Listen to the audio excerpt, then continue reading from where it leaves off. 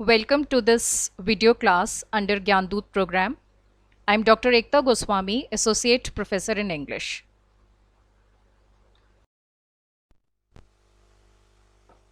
Welcome students to this e-class. In this class, we would take up for discussion William Wordsworth's poem, The Word is Too Much With Us.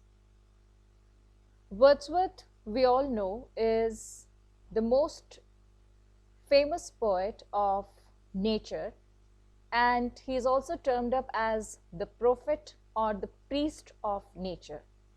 All his poetry abounds with the images and celebration of nature. Industrial society forced man to disconnect himself with nature, and all these material pursuits brought man far away from nature and the natural objects. The Word is Too Much With Us is a sonnet by William Wordsworth, in which the poet, he laments the withering or the division or the loss of connection between humankind and nature, and he blames materialism and industrial society for keeping man away from nature. Wordsworth wrote this sonnet when he was 32 years old in 1802. The poem was first published in Poems in 2 volumes in 1807. This is a sonnet, and in this poem, Wordsworth gives his response to the busy pursuits and the material pursuits of the people after first industrial revolution, that they are so busy in getting and spending money and in their industrial pursuits that they do not have time to observe the bliss and beauty of nature. So it was a heartfelt response of the loss of the attraction towards nature and natural things. The poet laments that people, they are no longer in touch with nature because they are quite lost in their material pursuits and the results of industrial revolution.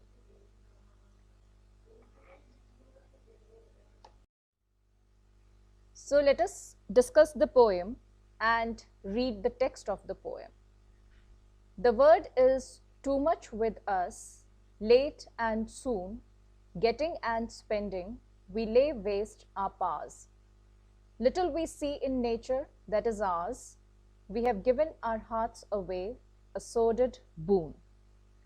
So the poem strongly projects the idea of the poet that we do not have time to observe the beauties and the bliss of nature because the word or the materialism or our busy life is too much with us.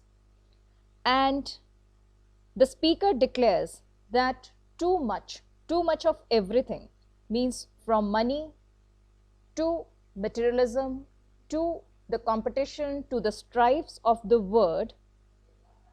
As soon as we are young, we are quite busy in these pursuits, in these strifes of the word. That getting and spending means this business of life, it moves along with us, and we lay waste the power of this spiritual self. And because we are quite busy in getting and spending, we do not have time to see nature that belongs entirely to us. And in all this process, we have lost that sense of beauty, the sense of spiritual satisfaction that could have been with us if we could have observed or if we could have given time to the natural world around us. So Wordsworth, when he was actually looking at the people who were leading their life in the industrial civilization, he lamented the fact that people, they were sacrificing their energies, they were sacrificing their time and getting no satisfaction at the end in these material pursuits. And for this, Wordsworth uses the term a sordid boon, means this is a gift which is a poisonous gift. This is a shameful gift. And in this entire process of getting and spending, we are left with nothing. So the poet thinks that the complete life or the satisfying life is the life which is in close communion with nature. In the following lines, the poet says, "The sea that bears her bosom to the moon, the winds that will be howling at all hours, and are upgathered now like sleeping flowers, for this, for everything, we are out of tune." So the second quatrain, it brings the nature or the beauty of the nature itself in front of the readers, that if we neglect this materialistic attitude towards life and we could stand and stare at the beauties of nature, we could actually look at the sea that bears her bosom to the moon, how beautiful it looks. And if we have time, we can listen to the winds. So we do not have time to listen to the sound of the wind, which is so musical, and the flowers, which are so beautiful, the sleeping flowers, which are the symbol of the mother and the emotions. This materialistic life, this life which is full of strife and competition, has put us out of tune.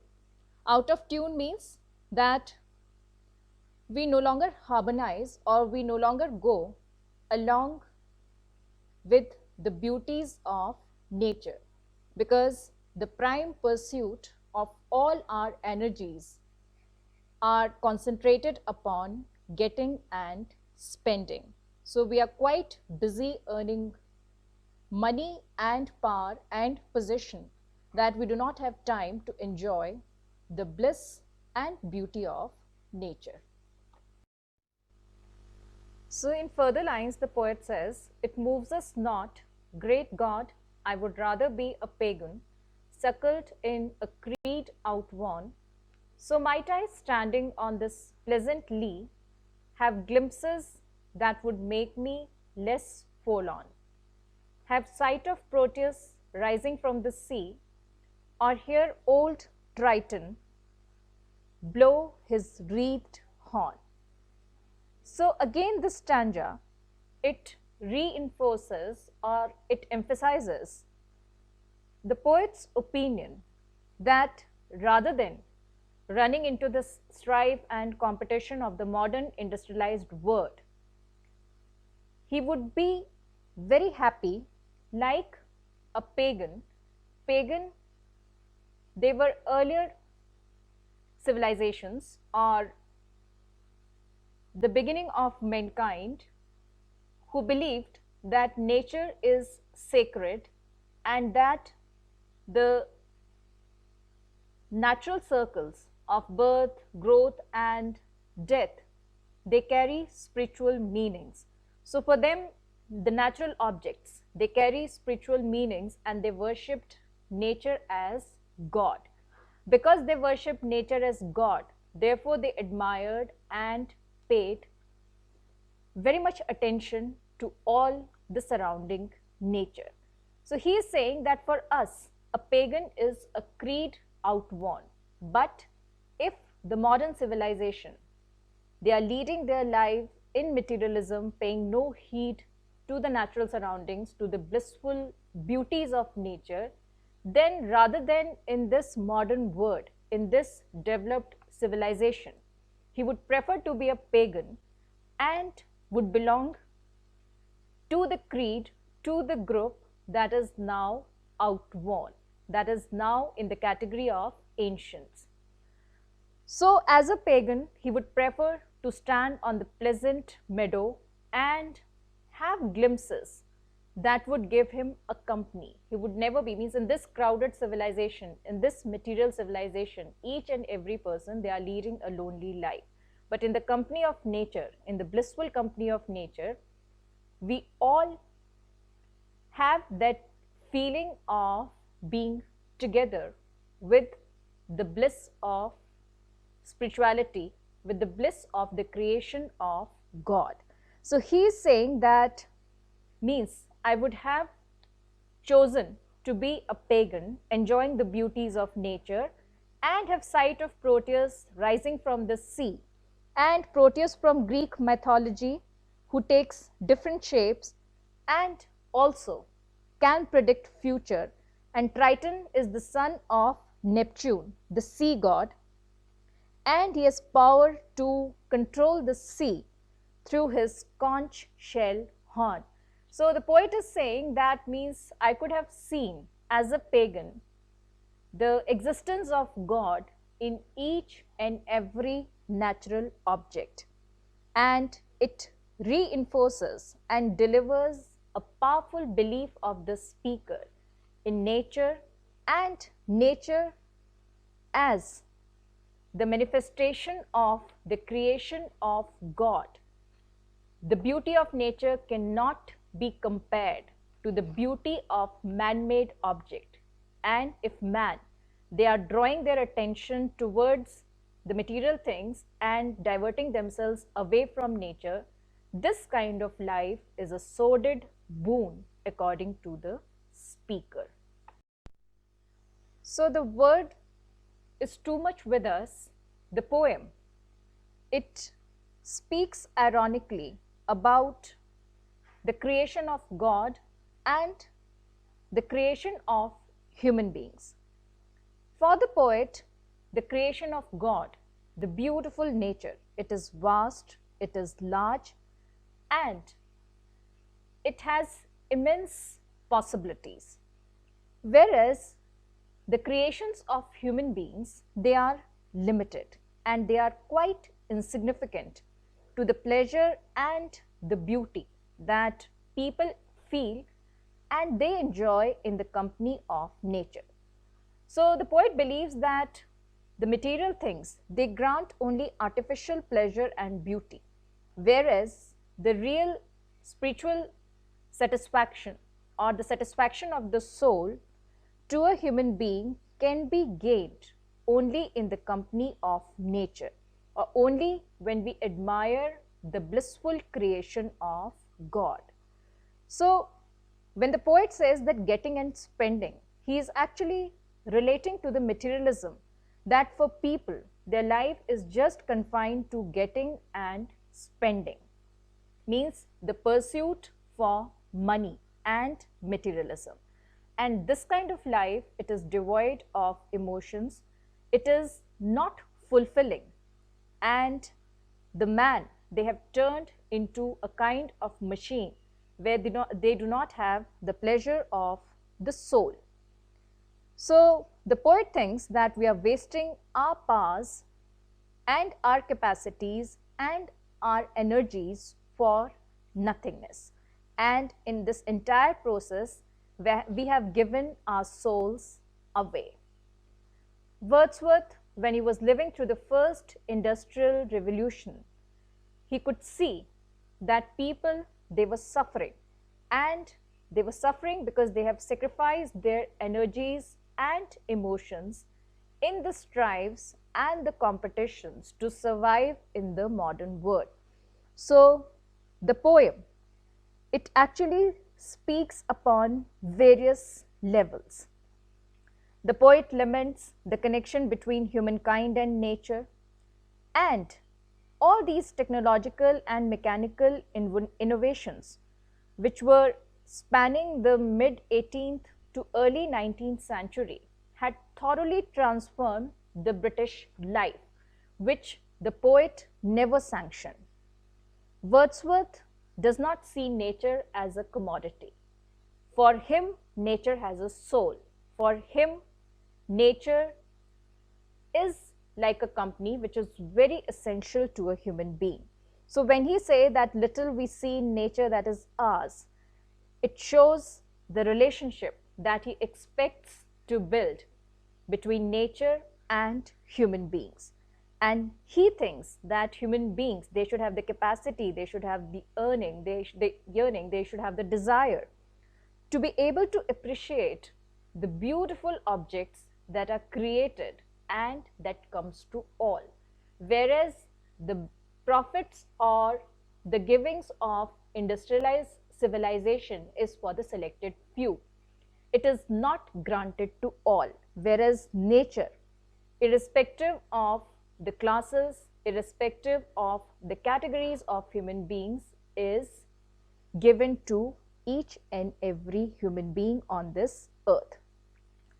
So he thinks that only appreciating nature, only in the company of nature, that the woes of a human being can be eradicated. Real happiness can be found only when we are in the communion of nature. The poem is a sonnet, and Wordsworth, he gives his reaction to the decadent material cynicism of the time, and it reflects his point of view very strongly, very powerfully, that man, he should be in the company of nature, in the closeness of nature, if he wants to progress spiritually. Wordsworth, he gives the overall view of the human beings in the surroundings of nature, appreciating the bliss that is given to us by this beautiful creation that is done by God and given to human being as a blessing, that from the pagan times, men were happy when they admired the beauty of nature, when they could see the reflection of the creation of God or the God itself in the images of nature.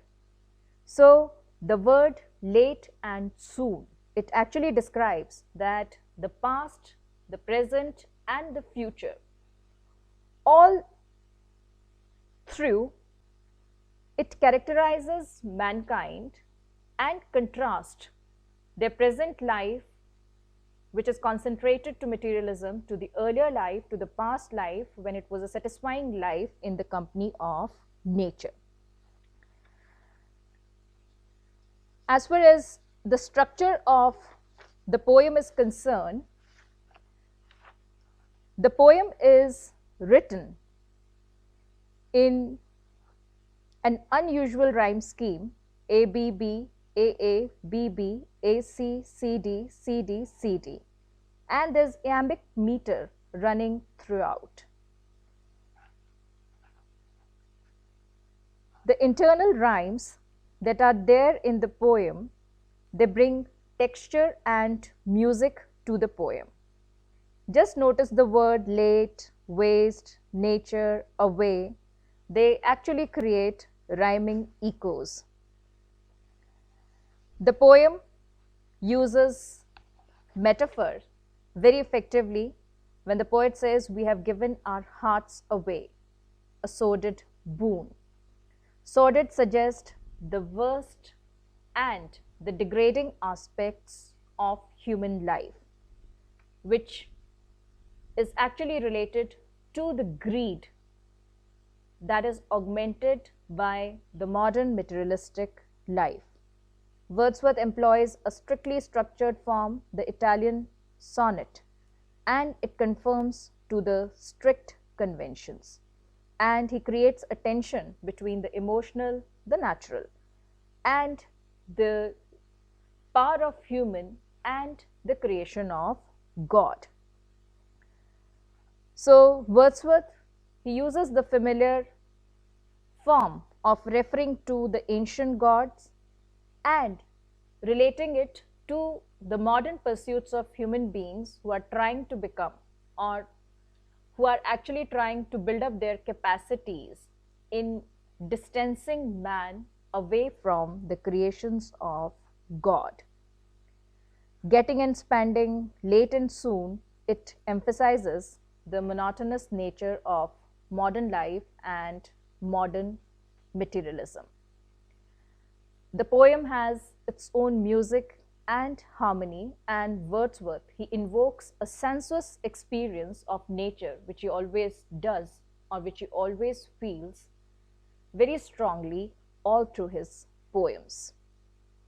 When he uses the pronoun like we and us, this does not actually become a personal comment, but the speaker, he is actually taking the humanity as a whole, and he expresses his opinion that if mankind, they keep themselves away from nature, and if they do not admire the beauty of nature, and if this material and ignoble strife of industrial life does not stop, it would lead himself and the entire humankind into nothingness. William Wordsworth, born in 1770 and died in 1850, is regarded as the greatest nature poet in English literature. He was an English romantic poet who, along with his friend Samuel Taylor Coleridge, launched the Romantic Age in English literature. The poem, "The Word is Too Much with Us," reiterates and strongly emphasizes Wordsworth's deep love for the beauteous and the blissful objects of nature.